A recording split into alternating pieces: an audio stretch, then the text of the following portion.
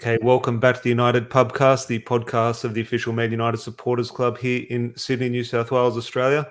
And Larry, we're pretty much going to get straight into it because, look, we're going to be having many arguments and debates over the next couple of weeks, Ollie in, Ollie out, who's the new manager, and I'm sure that will happen at some stage, but at the moment it's not happening. And the longer it doesn't happen, Larry, the more headlines, the more reaction and frustration is directed towards Solskjaer. And I'm just thinking it is so misdirected at the moment. I think 99% of the fan base at the moment agree and are on the same page that Solskjaer needs to go. Whether they're the disrespectful kind or the respectful kind, I think everyone is on board with, okay, to take that next step, we need a change in management. However, it's not happening because of the Glazers and the board, and we're going to get into those reasons why they're not taking action. But because action isn't being taken, that is where the frustration needs to be, at the owners, at Ed Woodward. But they're getting exactly what they want. They're using Solskjaer as a human shield, and all the criticism is going on the manager. So just your thoughts on the last 24 hours as this sort of mess is continuing to unfold? It just again speaks to United's lack of organisation, the inability to run the football club as a football club, Tom. It's purely run as a commercial entity. That's all it's about. I saw a tweet around that there are still people awaiting their Cristiano Ronaldo shirts. And I think that takes priority over who's managing Manchester United Football Club at the moment. It's a shambles, but like you said, we will get into it. Well, just some comments here. Evening to George. Saw him on Saturday night for a few beers. Forgetting about the results, obviously. Looking forward to another group therapy session. Wes, hope you're keeping well, mate. And Sam also met last night for a beer as well. The Man United Supporters Club meeting, our monthly meeting. It's good to catch up for a beer and chat a little bit of Man United. But on that, is it just what the Glazers wanted? Like, it was almost our fear, not our fear. I think our sort of emotions are directed elsewhere when Solskjaer took over, when he went from interim manager to the full-time sort of position after the PSG match. But a fear deep down was always this, that if it went wrong under Van Gaal, it was all the fans are on board. Okay, get rid of Van Gaal. If it went bad under Jose Mourinho, everyone turned on Jose Mourinho. Get Jose Mourinho out. Where the fear with Solskjaer coming in, what the Glazers knew, it'd be very hard for the fans to turn on Solskjaer. Now they are starting to turn on him, unfortunately. Some could say rightly so, but in terms of the way it is playing out, I think it's unfortunate. But it is exactly what the Glazers wanted. They put Solskjaer in place as, like I said, I don't know if a human shield is the right terminology, but as a shield to protect them, because they know the fans were going to be so patient and they didn't want to turn like we did with Louis van Gaal and Jose Mourinho. So do you think this is just out of playbook number one out of the Glazers? This is exactly what they wanted when they knew it was potentially going to go wrong, because under their leadership, things are naturally going to go wrong. I actually don't think they planned for this, Tom. I think that the foresight or lack thereof from Ed Woodward and co has actually been one of Solskjaer won't get it wrong, and that's evident in his appointment. Let's rewind to January 2018. 2019, I should say. Solskjaer takes over December, and we go on a really positive run. I think it was 13 games unbeaten, something ridiculous like that. And then we do the unthinkable and get through against Paris Saint-Germain in the Champions League. Now, you might say that was fortuitous, and you know what? I would agree with you, it was. But the reality is he generated such a positive turn of results that none of us could have foreseen. None of us. I don't think you and I could have seen that coming. We thought he would come in, have a positive influence on the club, and then we'll find a more suitable long-term replacement. But that again speaks to the disorganization that is Manchester United, doesn't it? The short-termism, the lack of ability or foresight to see that there was always going to be a positive return of results from Jose Mourinho. He had just about upset everyone, including those who you would have thought it'd be impossible to upset. So you could argue that they actually haven't planned for this. I think that the reality is they thought, you know what, it's a club legend. The fans will get behind him. That was obvious. But what they couldn't foresee is they've gotten behind, and I'm not a big fan of Duncan Castles, but the point he's made constantly, I do have to agree with. United have gone fully behind the cultural reboot, the long-term vision, the long-term planning. And Ed Woodward quotes this every time he's doing a quarter investment call. So I don't see that planning, and that's now being evident with no replacement evidently lined up for Solskjaer. But you then have to say, unfortunately, because of that, the same reason that brought him to his appointment is also the same reason why he will inevitably fall on his sword.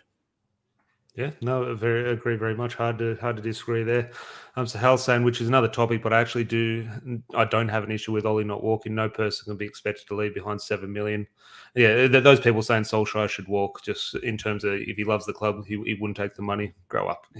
Like, that's not the case. You're going to take the money, and rightly so. He deserves that for the job he's done. George saying, I really don't like when some fans say, I hope we lose to force Ollie out the door. Win, lose, or draw, Ollie will keep his job, so surely it's a better win. Well, I think that's the case. I think every manager or every fan does want Man United to win. It would be great if Solskjaer won the next 50 games, and that's a good thing for Manchester United, regardless who the manager is. Good evening to Rob. Hope you're well. Good couple of beers on Saturday night. Again, like George, unfortunately, for the result, but Ryan as well. I met Ryan as well on Saturday night, even though still suffering from the City game. Yeah, well, we're trying to move on from the City game in this discussion. But Larry, back onto the Glazers. Do you think? Now, I don't want to throw any fans under the bus because here we are, Man United shirt. I have an MUTV subscription. 75,000 fans go into the ground every single week. But can we sit here and say they've just beaten us, that they've played us fans, and we have to accept defeat, that they have won this? Like, we all, after that Liverpool protest, said, okay, get the Glazers out. Woodward's no good. And Woodward sort of maybe took that bit of that first step in sort of stepping down, or sort of potentially stepping down as CEO. He's still there at the moment. But how much are we to blame? Because here we are, not throwing you under the bus. Here I've got a shirt, but you got your brand new Ronaldo shirt. At the pub on the weekend, I saw about 40 people in the brand new Ronaldo shirt. The Glazers just winning in that regard, and I'm not criticising anyone because here I am in the same boat. But how much are the fans to blame? Look, we don't pick the team, we don't pick the players, etc. But what sort of role do the fans have in sort of, I wouldn't say the downturn or the downfall of Man United, but in this current mess we're in? The fans have 0% blame. All the blame goes on to the Glazers. This is what happens when you don't run the football club efficiently. Now, I get what you're saying, but we're saying that because we're almost a victim of the Glazers and the system that they've created. Is that we need to reject the football club, the one thing that we enjoy, our release from life every weekend. We have to neglect that because they're inept at running the football club efficiently. Like, that just doesn't make sense for me. I think this is solely at the feet of Ed Woodward. It is solely at the feet of Richard Arnold, and it is solely at the feet of the Manchester United board. Whoever was included in the decision to keep Ole Gunnar Solskjaer, rather than removing him from his step or his position, then I say the blame is at those people. And if that includes Sir Alex Ferguson, so be it. That doesn't mean I disrespect Sir Alex Ferguson. It doesn't mean his legacy and everything he's done for the club doesn't matter. But if your decision and if you had the ability to influence whether Ole Gunnar Solskjaer is at the club right now, and you've opted to let him see this period through, then clearly your interests in Manchester United Football Club, that's where I put the blame, not on the fan. Definitely. And I know you're not suggesting that I'm suggesting that. It's just almost playing devil's advocate. But I do look at a club like Blackpool a few years ago, and I know Blackpool is a very different thing to Manchester United. But at the end of the day, it's a football club with football fans. And Blackpool, they stopped going in the ground. 20 people used to go into the ground. I remember they had a game against Arsenal in the FA Cup, or might have been the League Cup or FA Cup, I'm not sure. Arsenal went in there. Arsenal sold out their away allocation. Huge game for Blackpool and their fans. The Blackpool fans stood outside. They didn't go in. I'm just thinking, I'm not expecting or demanding or even wanting 75,000 people not to go into the stadium at Old Trafford, but that is the impact fans can have in terms of they can get their voice across, or we can get our voice across. But, and again, definitely not a criticism, because if I'm there at Old Trafford, I'm the first in line for a ticket, I'm definitely going in. But we can see fans have an impact like that, where I don't think the United fan base, and not a criticism, but can't unite in sort of one direction.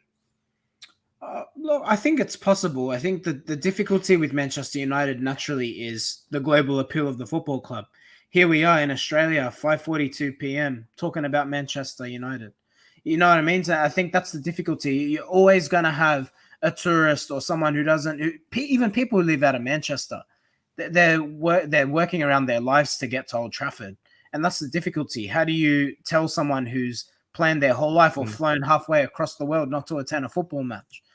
That's the difficult thing to orchestrate. In saying that, it doesn't need to be the whole stadium, Tommy. If you can convince 50% of the crowd not to walk in and have some sort of banner out or some sort of protest outside the football ground, you can't tell me that doesn't have an impact. When you and I turn on to watch Manchester United play, we're used to seeing Old Trafford full.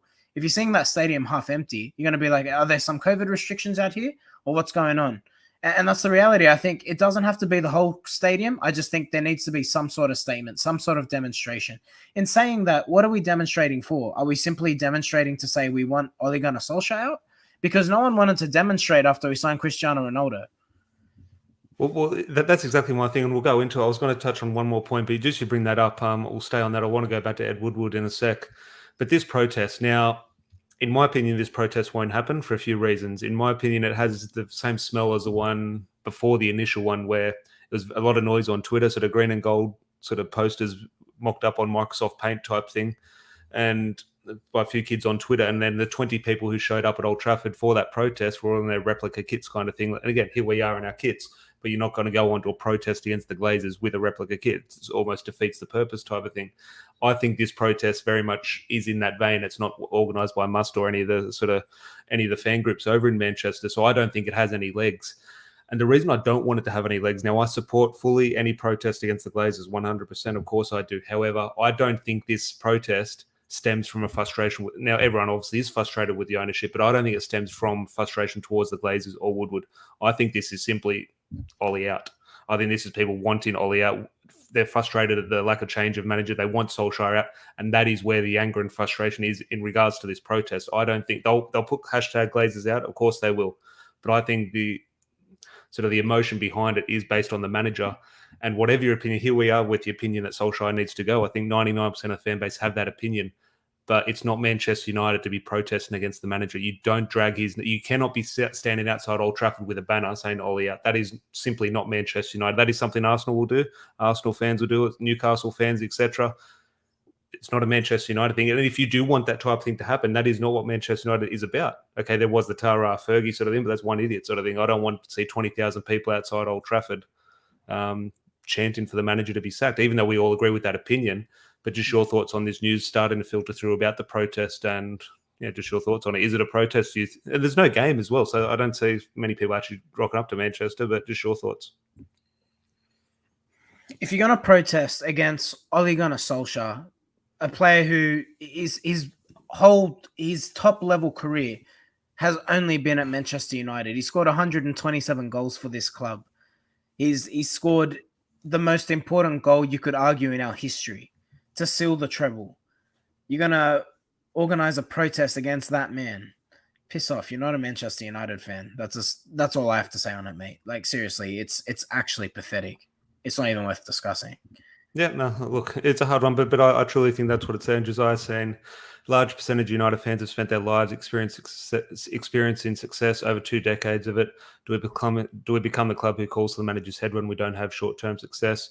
And why don't say, well, we get into these players, Josiah, and I'm sure I want to get Larry's opinion on Harry, his best friend at the moment, Harry Maguire. Can I ask you a question? But before we come to Josh's comment, I want to ask you the question. Would it be fair to say, like, a well-run football club, let's say you don't want to get rid of Ole Gunnar Solskjaer, but you do want positive results. You know what I would actually support? If the Glazers actually decided we're going to bring in and I know John Murtaugh has been given the title of director of football. I'm not convinced what John Murtaugh actually does day to day.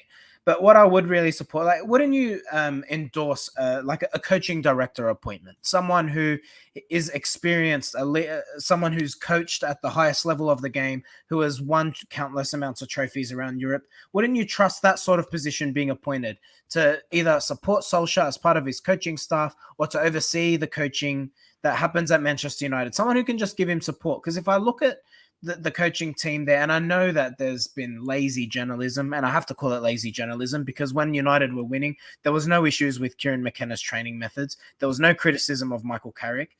So I'm just wondering, like, if that was for me a good football club, a club that is well run but wants to support the manager, identifies that there's a downturn in results, what would you think of like a coaching director? So we've seen the name's escaping me. Ralph Rangnick. Yes, Ralph Rangnick. Let's say he was brought in as a coaching director. So Ollie could almost be, he could be like a consultant to Ole Gunnar Solskjaer.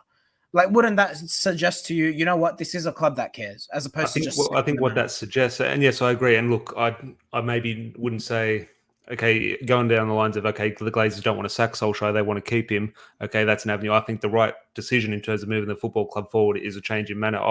In my opinion, like Sir Alex Ferguson, the manager should have complete control. There is room for directors of football in the game. Of course, there is, especially with a view to the future. But in the current, you need your manager having complete control of the football department. In my opinion, other clubs work differently. In my opinion, that's the way it should be. In terms of that Ralph Rangnick one, I'll just throw that name to you because he's currently the top of everyone's list. No one was talking about him last week when Antonio Conte was there. Conte was the number one choice. Now Ralph Rangnick's the saviour for Man United. He's currently not even managing. Now he might be absolutely brilliant for Manchester United, whether in the role you suggested or as a manager, which a lot of people say an interim manager. But he wasn't on the list last week. Now he's obviously a very fancy name, but the moment we concede a goal or have a shot against us, or dare we say we lose a football match and Ralph Rangnick's in charge, the first thing we're saying, why are we getting a guy who hasn't done it at the top level? Like he's done it at Leipzig and Schalke, and now he's not even a manager sort of thing. Now that's not a criticism. As I said, he might be brilliant, might be a fantastic coach, might be a brilliant tactician, but it's just one of those ones I think people are just throwing a name out there just for the sake of it. It's almost, I don't want to sound lazy, but it's almost one of those hipster names. I don't think a lot of people know too much about him. I absolutely know nothing about him. I know he's German, and everyone reckons he invented the Gegenpress type of thing. Okay, he invented pressing. People have been closing down players before, and that's not to disrespect his work, but I don't understand sort of the uproar or the excitement over this link at the moment, especially when he wasn't anyone's first choice a week ago when Antonio Conte was there. I think he's just, if I look at what United need now, it's different to every other manager that we've had to look to replace. If you look at Louis van Gaal and you look at Jose Mourinho's tenures specifically, I think under those two, you could argue it wasn't the finished article, but the players simply, both managers failed to get a tune out of the players. It was evident that they took it as far as they could. From a cultural perspective, it was clear that the players had no longer had the trust of the manager. In this case, I actually don't believe, while I have no doubt that there is unrest in that dressing room, and there would be because of the results, I still believe that dressing room, or the majority of that dressing room, is behind the manager. They support Solskjaer. No one's out there saying he's a bad guy. He supports the players. He hasn't thrown any player under the bus to date. So I think from that perspective, the support is there. And I think when you're looking at this United side, it's undoubtedly the strongest side we've had post-Fergie. You can't argue with that. Now, of course, there are holes in that midfield. But you would argue that a better manager, one has the tactical nous, would be able to get a higher potential or a higher ceiling out of this current side. So I think that's the issue. And I think that's why you're seeing Ralph linked with the United job. He's more tactically astute than Ollie. We're not getting beaten on talent at the moment. We're getting beaten tactically. So just looking for someone who can just come in the short term and just unlock the potential of this football club. Because you look at the attacking players, and I'll even go back to the second half against Manchester City, Tom. There was a Please 5 minutes. Don't go back to the City game, please. I'm kidding. I know you're being tongue-in-cheek, but I need to bring up there was a 5-minute period where we were camped inside of their box and we were playing one-touch football. And we didn't even manage a shot on target. But what we did do is we showed that in glimpses, this side has the capability of playing some really positive football. Think of the Bruno layoff to Ronaldo against Atalanta.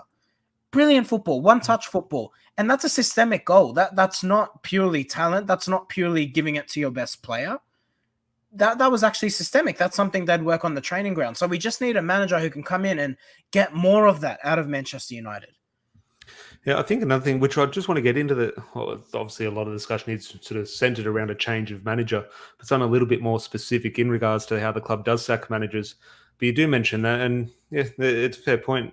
But in terms of the way, I'm not crediting the Glazers or the board here, but one thing I think they have done well, which they're simply not, we're at this stage now when they're refusing to do, but one thing I think they have done well, and you can argue whether they were good appointments when they've initially came to the club or not, but in my opinion, the thing they have done well, they have sacked managers at the right time. I think David Moyes, he had to go. They sacked him as soon as possible. Louis van Gaal, now maybe there's even a case I would make that maybe if there's one manager who deserved a little bit more time, as bad as the football was, I maybe would have given it to Van Gaal. I probably wouldn't agree with it. I think it was the right time to go. Obviously not qualifying for the Champions League, but yeah, at the time, unfortunately after the FA Cup final, which does sort of add an interesting dynamic to it, but I do think they got that sack in right. He needed to go, especially when the best manager in world football, Jose Mourinho, was available and wanted the job.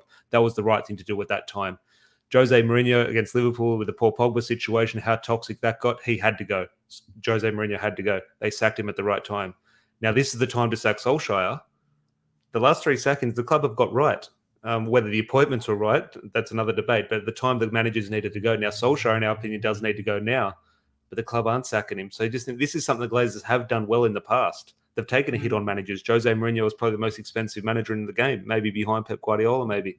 I'm just thinking, well, they can pay out Jose Mourinho. Surely, I think Solskjaer is the 7th or 8th highest paid manager in the Premier League. So in regards to Manchester United, that's quite cheap. And I just think the club have shown they will sack managers. But at the moment, I don't know. Just your thoughts on that, because it only came up, that sort of idea only came to me sort of a couple of hours ago when I was having a chat with a mate. I think what's saving Solskjaer is the fact that as bad as we've been, we're 5th, 6th, we're 9 points off first place. The title race isn't over. Now, of course, to us it is, right? Any sensible football fan will say United aren't in this title race. But reality is I think we're 3 points out of the top 4. That's why he's still in a job. And I think the other aspect is, simply put, we touched on it when we started this video. They don't have a replacement for him. I have no doubt that they've started looking. I have no doubt. They're not naive enough to think that Solskjaer is going to turn this around. But what the international break has allowed them to do is start sourcing. Should the results continue the way that they're going, or staying in the same vein, I think he will go. Look, Tom, if I'm being honest, I would love to see him win 50 games. I'd love to see him win every remaining game that he's in charge of the club, because that means we will inevitably win a trophy. But that's not going to happen. And I think he will be sacked before the season's over. I dare say he'll be sacked by Christmas. I wouldn't be shocked. I wouldn't be shocked. I think it comes down to, at the moment, you're talking about the club talking to managers. In my opinion, now it sounds crazy, a manager not sort of jumping at the chance to sign for Manchester United. But I think there is a little bit of a case of that, where a lot of those high-profile managers know the mess Manchester United is potentially going to be for them. They're maybe a little bit hesitant in taking the job, which is maybe sort of slowing down the sort of recruitment process for that manager. But Josiah's saying here how things may have been different if Sir Alex managed to convince Pep to come to Old Trafford instead of the Etihad 5 years ago. And I always stayed clear of a lot of the Pep Guardiola banter, because he, as I said, I did want him as Manchester United manager. I've always been a huge fan of him. And yeah, he's the best manager in the world, unfortunately for me. Rob saying I'm very nervous about our future. Ollie isn't going to take to the next level, but at the same time, there's no one out there who I can say I'd be happy with, which is a hard thing. I know Rob was sort of very keen on Antonio Conte, but suddenly that manager goes in regards to getting our squad in over the short-term goals, but he's obviously a Tottenham now. It'll be fascinating to see how he goes. And George saying, I said this to the pub, maybe slightly drunk, but Ollie will be manager game 1 next year. I just can't see it. It's not scraping 4th, which is an interesting case. We were having that discussion if we still maybe fancy us to get 4th and what that does for Solskjaer's position. I think, yeah, maybe George, maybe a little bit drunk. I think he is gone. Look, if he wins a trophy, maybe that does change things, but I don't think 4th will save his job. But Larry, you mentioned the word consultant before in regards to Ralph Rangnick. I just want to go back, and this is just a report, I think, from Mike Keegan over in the UK saying, okay, Woodward's leaving the club, but he's now in talks to become a consultant at Manchester United. Now, what that means, if this is a commercial consultant and sort of consult in that department, fantastic. But knowing the Glazers and Woodward himself, it's probably going to be a very high profile and more sort of football-centric position. So just your thoughts on, one, is it a bit of news? Is it sort of a bit of propaganda put out there to sort of stir some emotion? Just your thoughts when you saw it. I don't see that being the case. This is quite common in corporate land. So what you'll generally see, when you have someone who's in such an executive position or quite senior, you'll find that they actually do terminate their employment, but they're hired as consultants. So he'd almost be like an external consultant. He'd basically operate as his own entity, Ed Woodward. And what that would mean is where United needed to bring him in, or if he needed to support with anything like that, I would imagine that it would just be, Ed, what's your daily fee? And United would pay it. And that would just be maybe to support with the day-to-day operations. And it would be a way for Ed Woodward to demand more money than he'd be currently getting paid. So that's how I see it. I don't think he'll be involved in the day-to-day with Manchester United. I think when he parts ways, he parts ways. Otherwise, Tom, why would he have resigned? Why? Like, there would be no reason for him to, I guess, God, I'm having a mind blank. I can't speak today. There would be no reason for him to leave his position. Step down. Yeah, no, yeah, agree. It'll be fascinating to see, and I'm sure more of those new stories will come out over the next 6 weeks or so before he's supposed to leave as CEO. But I see a lot of people in the comments discussing Ten Hag, and I think Ten Hag is a sort of a long-term appointment or long-term sort of goal for Manchester United. Maybe if they do want to take that route, but obviously that can't happen at the moment, or you don't think it would happen at the moment. But Flim saying Ed would be a good for the next set piece coach. It'd be fascinating to see Ed Woodward on the training ground. I'd love to see what he plays football like. I reckon he's one of those players who shirks a challenge. Like he doesn't want to get in there and sort of dirty his shirt. But Larry, we're going to finish with players and sort of social media, and obviously your good friend Harry Maguire at the moment. But Roy Keane sort of went viral for a few reasons over the weekend, and rightly so. I think Roy Keane is one of the players or ex-players who encapsulates a lot of the feelings around the Man United fan base at the moment. And this isn't going to defend Solskjaer. Here we are. Okay, Solskjaer needs to go. However, Roy Keane came out with the idea or the point saying he confirmed that as a coach and a player, he sits at the front of the bus on the way to the ground and he has to look behind him and he sees players like, okay, let's say a Harry Maguire or a Luke Shaw or a Fred. And he's saying, well, me as a manager, I have to rely on these players. My job depends on these players behind me. And that's not a good position. Okay, if you've got Ronaldo, Messi, Mohamed Salah, etc., Paul Scholes, all these players of the past, okay, a manager can rely on these people to save his job.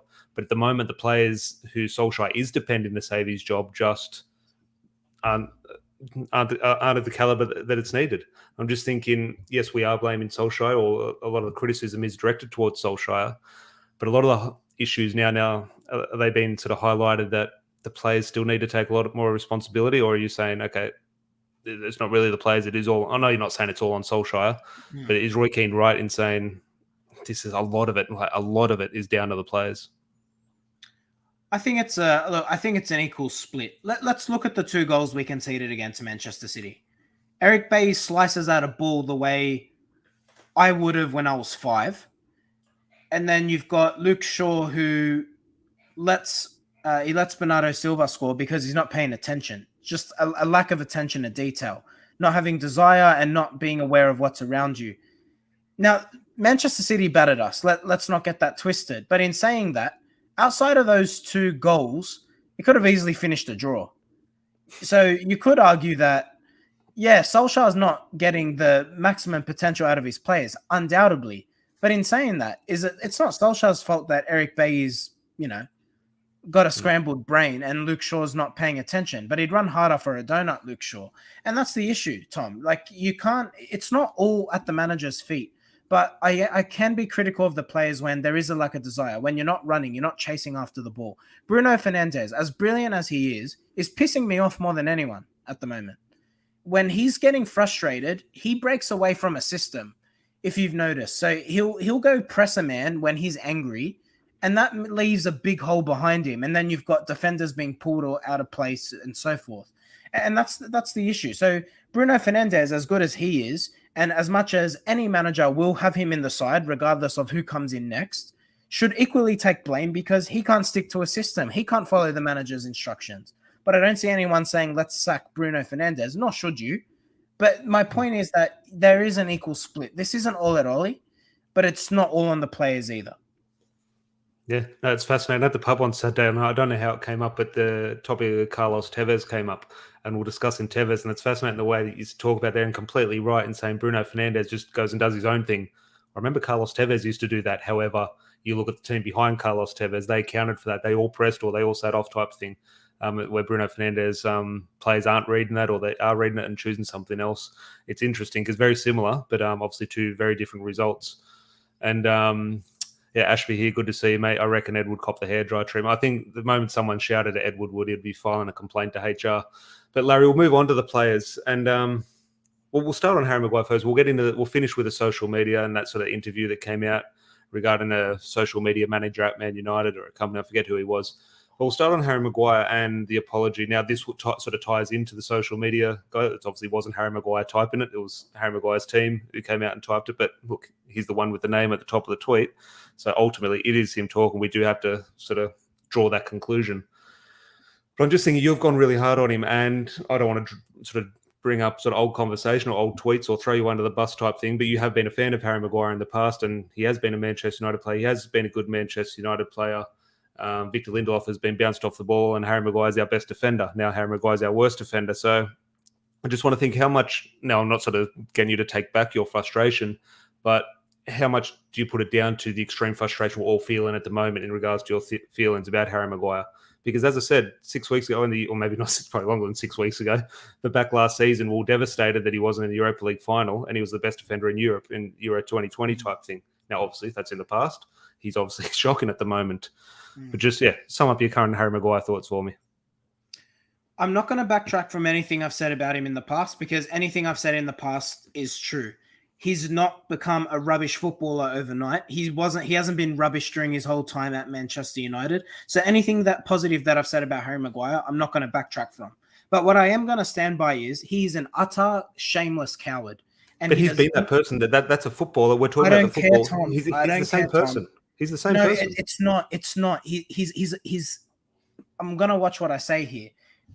But his behavior over the following the Manchester City game has been nothing short of disgraceful. The way Solskjaer's face trembled in that interview with the interview post match, where you saw his face visibly drop. I've had that feeling before. It's when I'm overwhelmed and I'm about to cry because of whatever personal circumstance or whatever situation I'm feeling internally.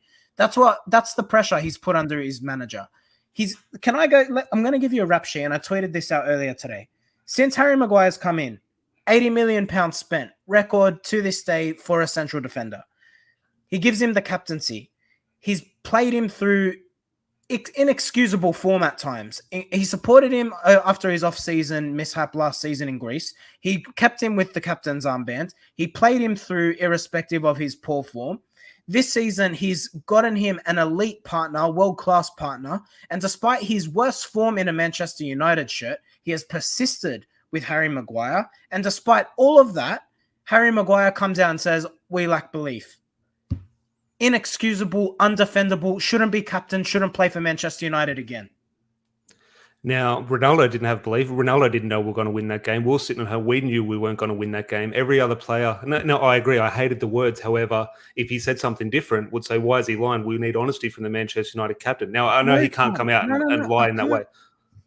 I can't agree with that. Like, I take your point, and yes, I do agree. I do agree with what you're saying. Like, yes, as fans, we do ask for honesty. We ask for transparency, and it's refreshing when a player is honest. I liked what Paul Pogba came out the other week when he said something's got to change.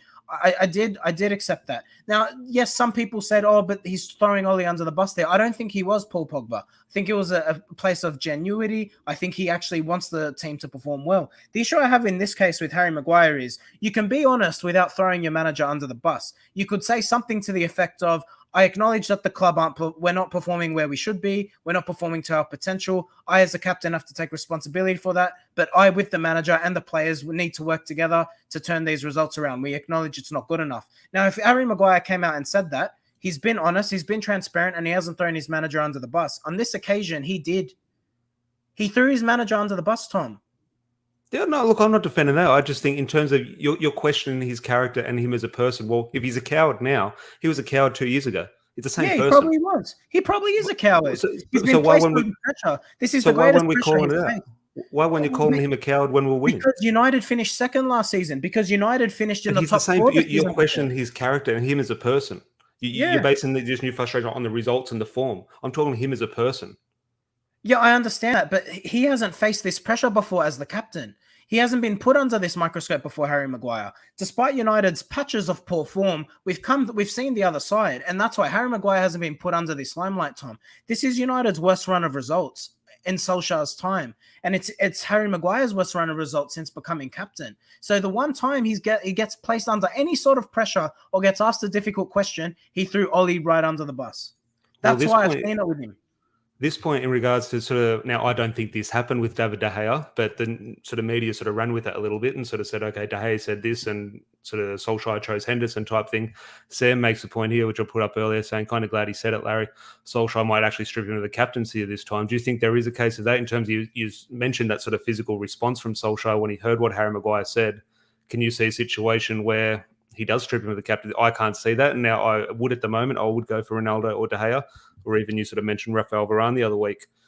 Is there a situation where Solskjaer, let's say he's in the job in 2 weeks' time against Watford, would actually do it? I don't think he has the stomach for it. And that's the thing. Ollie always likes to bring up things that Sir Alex Ferguson did as a manager. Sir Alex would strip Harry Maguire of the captaincy, but I don't see Ollie doing it. But you know what? What Sir Alex would do as well, which a lot of the things you said regarding Harry Maguire are completely right, but they were very much intertwined with Ole Gunnar Solskjaer. And a lot of the things you criticise, and which I agree with the criticisms of Maguire, the criticism of Solskjaer. Solskjaer shouldn't put him in that position. So that's where you mentioned Solskjaer maybe isn't strong enough to strip him of the captaincy. It's not Harry Maguire's fault. That's Solskjaer's fault. This is something we need to direct, and we don't need to direct more stuff at Solskjaer. He's got enough on his plate. But that is something, in my opinion, that's on Solskjaer, not Maguire. Harry Maguire shouldn't be playing 50 games a season. That's Solskjaer. I agree with you there, and that's the thing. Like, I saw a comment. I missed who it was from. There was a reference to when Ronaldo celebrated. You had Harry Maguire and Luke Shaw walking by. I recall that game. It was the at home, the result against Atalanta. Ronaldo goes to the floor. He's fist pumping. Harry Maguire, Luke Shaw, sort of walking past. I think there's a split in the dressing room. You're thinking of your Paul Pogba's, your Bruno Fernandes, your Cristiano Ronaldo's, Marcus Rashford, and then I think you've got your other batch of players, the mediocre players, the ones who you say they're good, but are they elite? And that's your Luke Shaw's, Harry Maguire's. I think there's a divide in the team, and it looks that way, the way they play. There's the players where you say they're clearly good enough, but we're not playing to their potential, and then there's the weak links of the sides. That's Harry Maguire and Luke Shaw at the moment. And I'm just wondering, would Ollie benefit from giving the captaincy to a Cristiano Ronaldo, to a Rafael Varane? Would he get a tune out of the better players? And would he then be able to weed out the weaker personalities? Maybe that is a Harry Maguire and a Luke Shaw, if that's going to create a divide in the dressing room.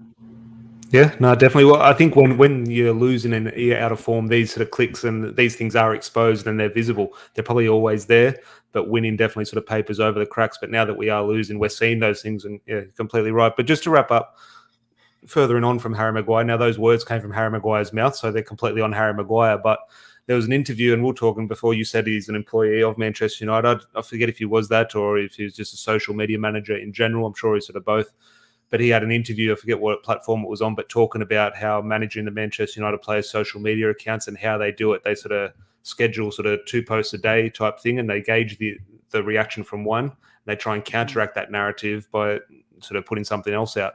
And I'm just thinking, I think all of us deep down knew this type of thing happened. Obviously, the players don't run their social media accounts at times, and these big PR teams are sort of running the show and sort of trying to sort of dictate a narrative. So we all knew this, but when you hear it out loud from an expert and someone who's actually on their phones doing it for them, it is quite confronting. And I think you tagged me in a tweet saying very scary or concerning type thing.